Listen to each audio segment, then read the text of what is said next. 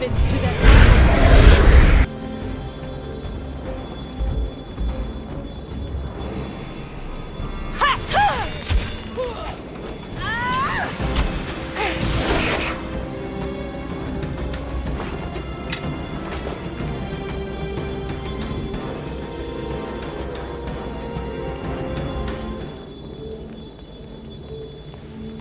Yep. Да.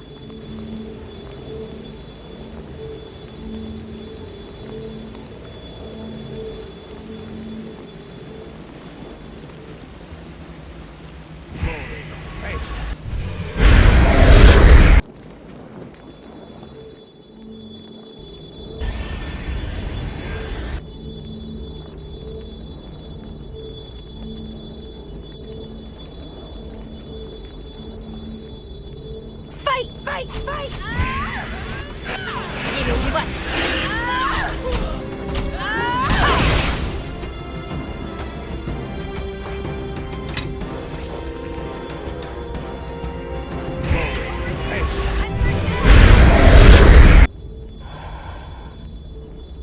Okay.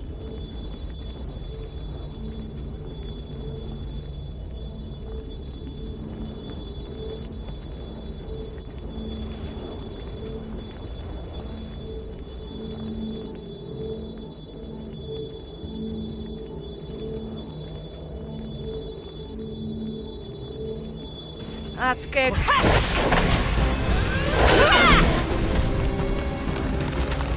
Я уничтожу его.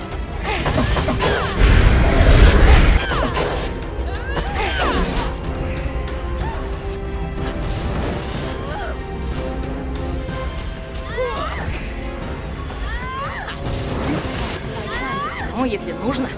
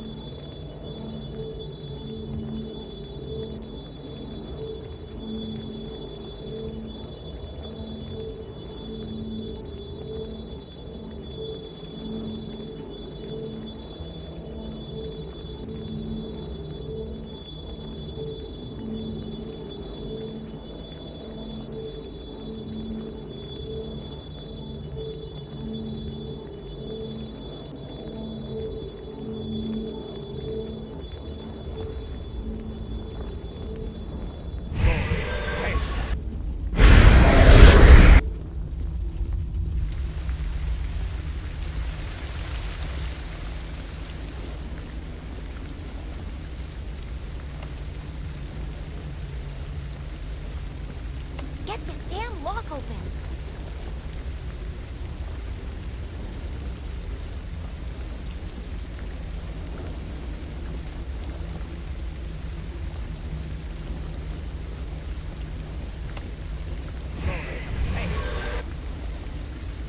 Okay, everybody fall in. I'll show you the way. Все за мной!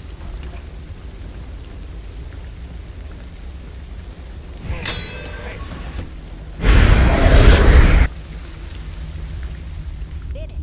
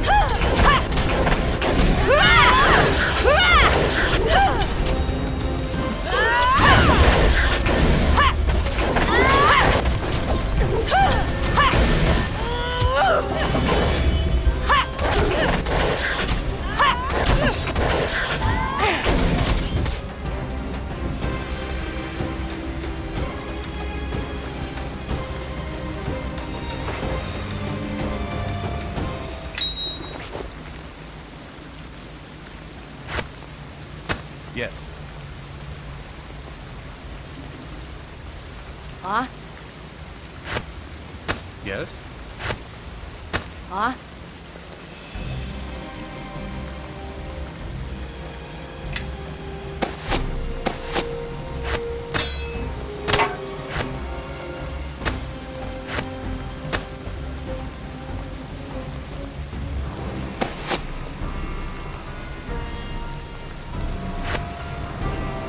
Okay.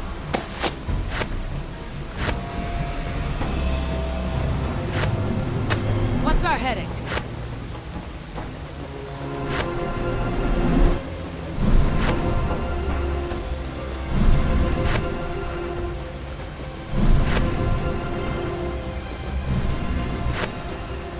Да. Bonaparte.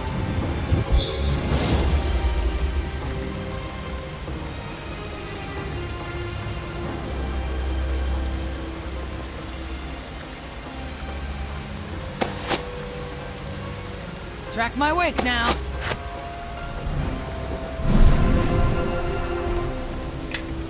А?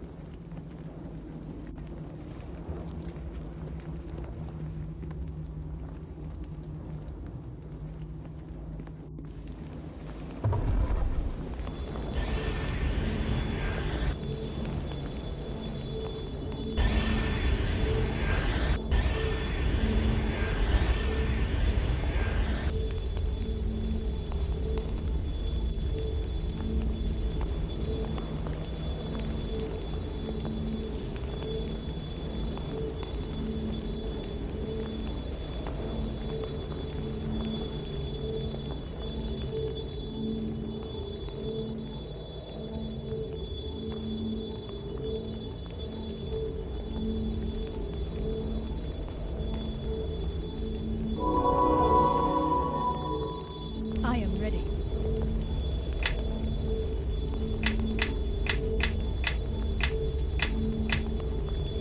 А?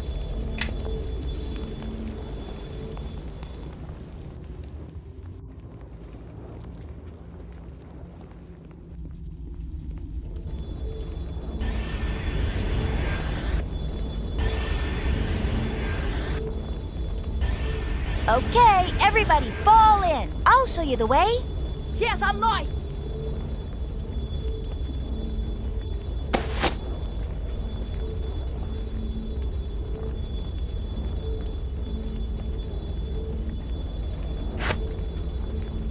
What's our heading?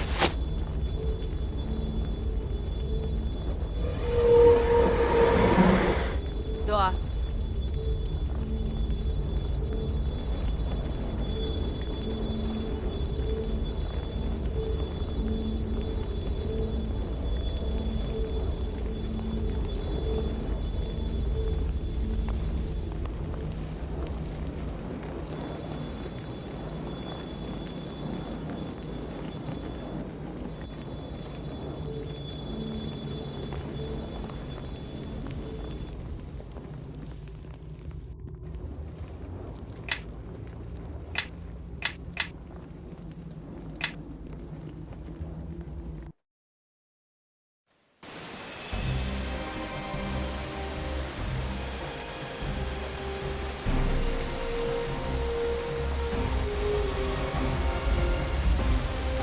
Инкра! Sorry, can't help you.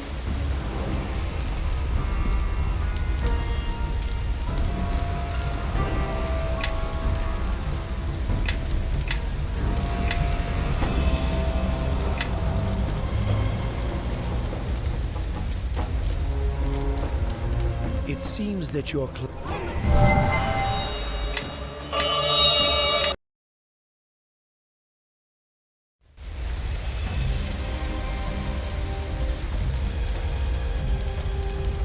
It seems that your clan was incapable of dealing with a handful of intruders. And yet, you promised me the Sword Coast in a 10-day? This displeases. We will deal with this immediately, my lord. اللمة البحرين.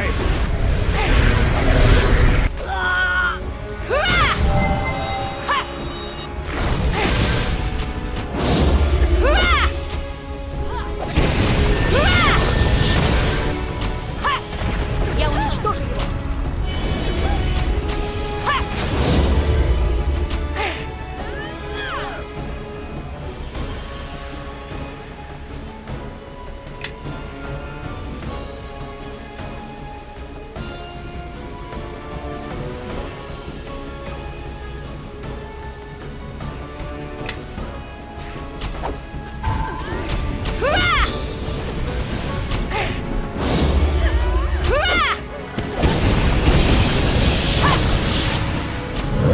Has fallen.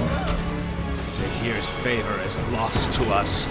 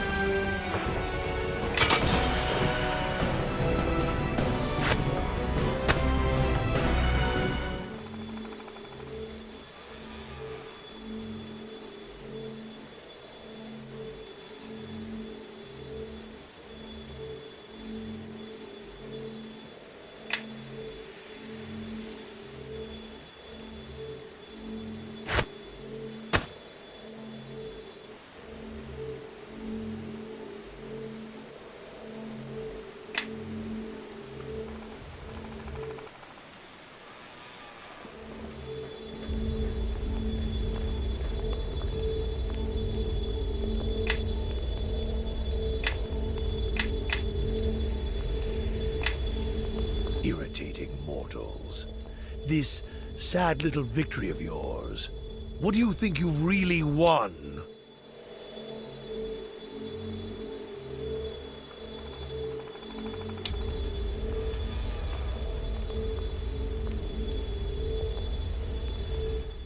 Unleash your determination then, Heen. I rule over the land of darkness. The more you shine your light, the further away I will slip. Hold on to that hope, Hunter. You are young and foolish, and you walk in the jungles like you own them. This is just one of my schemes, you gnat. You forget, keep Samarak in your Sword Coast. Delayed me you have. Farewell for now, mortal.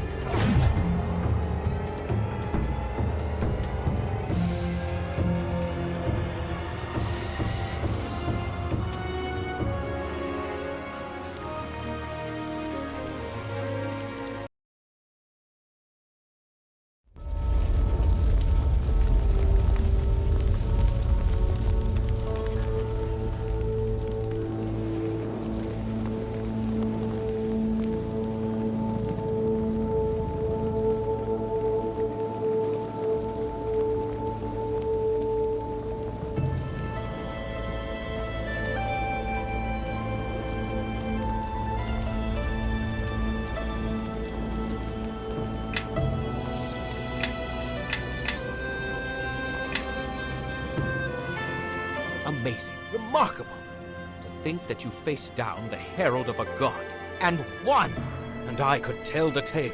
I would let Lady Sasani know of your victory. Ah, such a wonderful end this will make in the book. I cannot wait to read.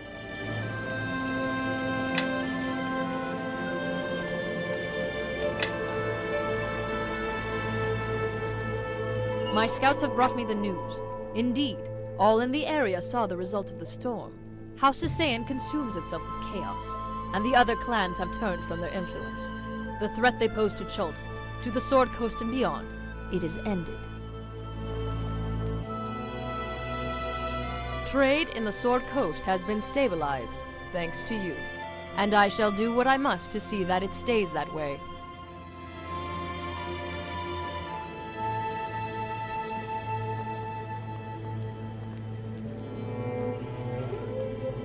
An interesting question. You are a valuable ally. The first time I have admitted such about a scaleless one. But this is strange.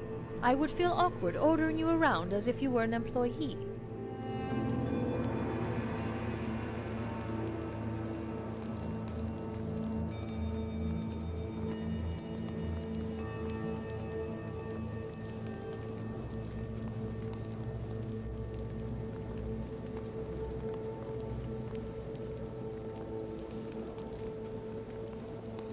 You have done a great deal already for the Sword Coast, and there's little you can do to improve it any further.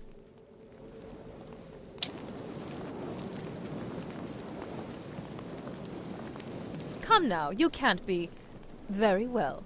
You know the circumstances, so I owe you a favor. What do you want?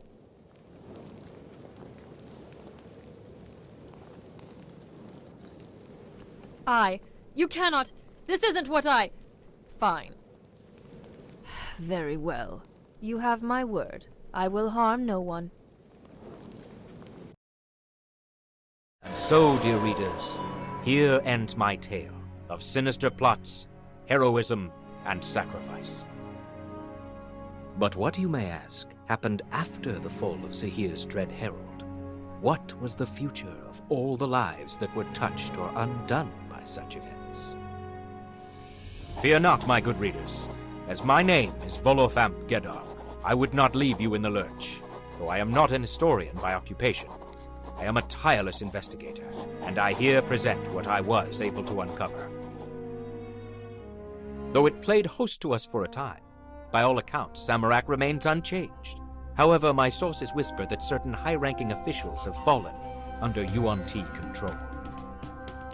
More troubling still is the uncertainty of whether the Yuan-Ti in question still bear fealty to their ancient god Seth, or worship the vile interloper Zehir.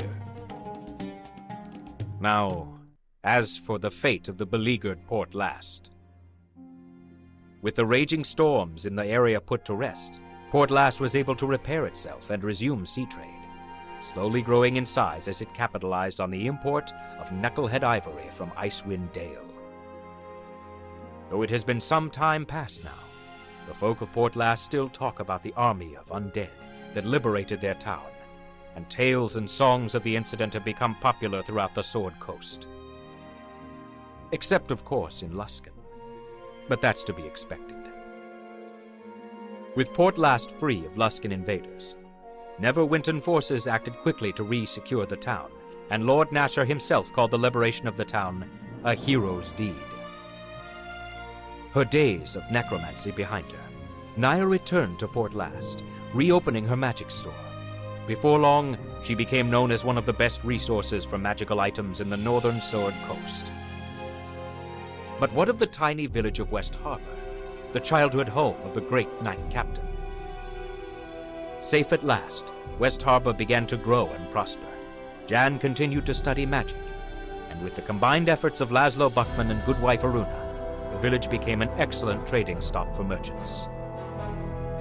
Today, West Harbor is known as the hidden jewel in the Mere of Dead Men, and its harvest mead is known as the highest quality mead in all of northern Faerun. As for souls who lent their aid, they too have not been forgotten.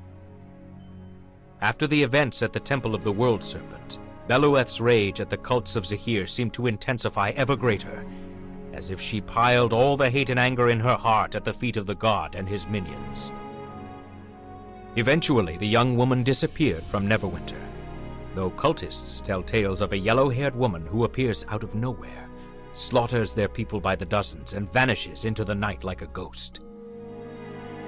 Finch, the bard, used his experiences in the employ of the merchant company to create a few promotional songs for the Church of Joaquin, for which he was paid handsomely. With his earnings, the handsome bard bid a farewell to the Sword Coast once more, and claimed there was far more of the world he needed to see before he was ready to cede his soul to Sune. The last anyone saw of him, Finch was boarding a ship bound for the distant land of Kalimshan, and already wooing a lovely young noblewoman on board. Grick Bannersworn returned to his order, with tales of the deeds he performed and the things he had seen, and was honored with a full title of Divine Champion by his superiors. Though he was offered the command of a dozen soldiers, Grick politely declined, voicing his intent to see more of the world and learn of its ways, and personally hunt down the worshippers of dread Zehir and bring them to justice. Though almost endlessly impressed with the powerful creatures available to hunt on the Sword Coast, Inshula Sarmashewe eventually began to miss her older sister, Kwesi, and became homesick for her distant home of Tashalar. Carrying many impressive trophies of their hunts, Inshula and her sister returned home to Tashalar. In the chaos that followed the fall of House Sasehin, they worked tirelessly to keep their home city safe and remain as its guardians still. With her revenge on the party responsible for wrecking her beloved ship, the Vigilant, Lastri Kasira quickly returned to her true love, the sea. Borrowing a sum from the merchant company, as an investment of course, Lastri purchased a trim little galleon she named the Serpent's Bane, and once more sailed the waters of Toril, an excellent captain with a capable crew. Though he stayed at Crossroad Keep for quite some time, learning patience and growing in power, Coral was unable to cool his heels in one location for long. When a story reached his ears hinting that his hero, Amon Jero, was rumored to be somewhere in the far east of the realms, the young half-drow packed his things at a moment's notice and set off eastward, in his wild eyes an unwavering determination to reach the far-distant realm of Thay. Regrettably, the fate of the mad monk, known only as Rib Smasher, remains somewhat of a mystery. Shortly after the events at the Temple of the World Serpent, he vanished from Crossroad Keep during the night, bound for parts unknown. The Grey Cloaks, who saw him run out of the entrance of the keep, claim they only heard his jubilant bellow of finding new ribs to smash before he vanished into the night. The loyal servant of Angarod, Soravora Erevan, remained with the adventuring party until shortly after their return to Crossroad Keep, stating that it did not seem a complete journey to her until she walked within the keep's walls once more. Her mission accomplished, the ancient elf reported shortly that her goddess had given her leave to return home, and so she set off alone into the wilderness as she began on the long journey back to Evermeet. Though greatly pleased with the unexpected directions his journey through the maze had taken him, Umoja bore a great concern within him about how the appearance of the god Zehir might affect his people back in the Cholton city of Mesro. Bidding their friends at Crossroad Keep farewell, the druid and his dinosaur companion returned to their home, eager to protect the people of Chult from the subtle evil of their Wan Ti. For those who aided the heroes along the way, their tales lie within these pages, never to be undone. Let us not forget the power of their deeds and words. But most importantly, what of the fate of the Sword Coast and the beautiful merchant leader, Sasani? Because of the adventuring group's dedicated work into improving the economy of the Sword Coast and the massive economic strides made by Neverwinter thanks to their efforts, Sasani promoted the members of the group to be the company's co-owners. Together, they utilized the merchant company's powers to restore Neverwinter's splendor, growing it into an economic powerhouse, with its heart located in the now massive structure of Crossroad Keep. After the vanquishment of the Sasane, Sasani abdicated leadership within the Soringar clan to return to Crossroad Keep, resuming her noble work restoring the economic prosperity of the Sword Coast. True to her word, the elegant Sasani introduced many innovative initiatives to bring wealth and prosperity to the region, but never at the cost of lives or livelihood. She became known as an intelligent and fair businesswoman, and after a time, even her enforced promise of harming no one ceased to chafe her, and she appeared to be almost comfortable within human society. This concludes my tale, dear readers, though I know not when or how it may be read. One persistent concern still remains in my mind that I must share with you. These events, though seeming separate, have appeared to me to be more closely intertwined than I had previously imagined, each time that I think on them, and a grave chill freezes my bones when I do so. I hope here to report to the world the bravery of the heroes who faced down and defeated the Herald of Zehir, and enter such into legend, that such legends exist to inspire us in the days ahead. So, reader, I stand by my fear that something dreadful is coming, perhaps something that shall change the face of the realms forever. I can only hope that brave heroes, like the ones that I was privileged to journey with, can step from obscurity and face the darkness when it arises. And to my friend, the esteemed Elminster, if this book sells well, I'm going to publish my work about nymphs and Samarak. I have an interested buyer. With flourish, Volotham Gedarm, historian and traveler of Faerun. The end.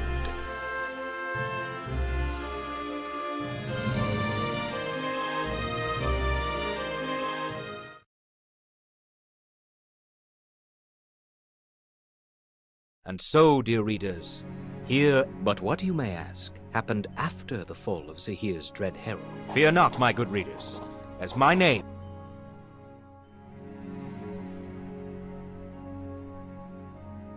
From what I've heard, it seems Samarak is experiencing a renewal of sorts, relaxing some of their more stringent requirements for entry and becoming slightly less offensive to foreigners. Though I would love to claim credit for this, I must admit that it should go to the adventuring party, who went out of their way to aid the nation, and thus perhaps won some grudging thanks from them.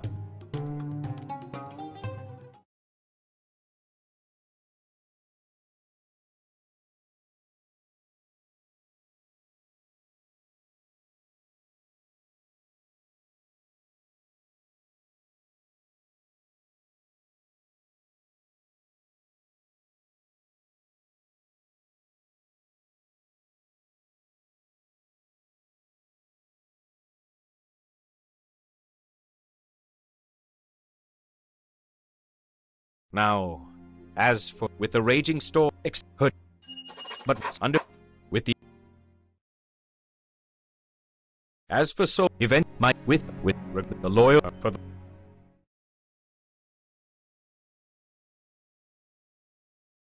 but most importantly, what of the fate of the sword after the fall of Clan Sasehen and the tragic death of the Soringar princess Yuan? Dozens of long-slumbering Yuan-Ti plots were sprung throughout Toro, causing countries such as Thindol to fly into a panic and start mass at Crossroad Keep. The ownership of the merchant company Sasani once led became a hotly disputed topic, and the matter was eventually settled by placing ownership in the hands after Sasani's death. The merchant company did its valiant best to aid Neverwinter in its economic struggle, assisting it through a long... Though Neverwinter remained politically strong. This concludes my tale, dear... These events, I hope here. So reader, I can only hope, and to my friend, with flourish, the end.